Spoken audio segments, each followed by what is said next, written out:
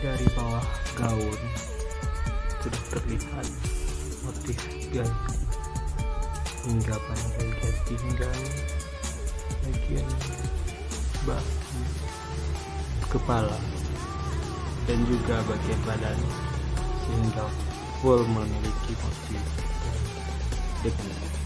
Dengan itu kita angkat tema adalah keagungan Putri Galuh.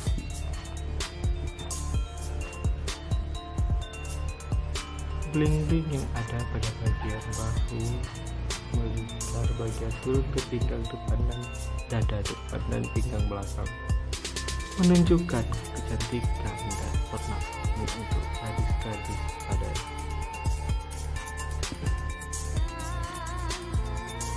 warna motif khas kayu yang menunjukkan ketegasan dan kecantikan keuletan Putri Galuh dengan balutan dress yang sangat menawan. Pada bagian ujung lengan kita selipkan juga motif kayu, dan pada lengan kiri kita selempang yang bermotif kayu agar terlihat lebih elegan dan sopan.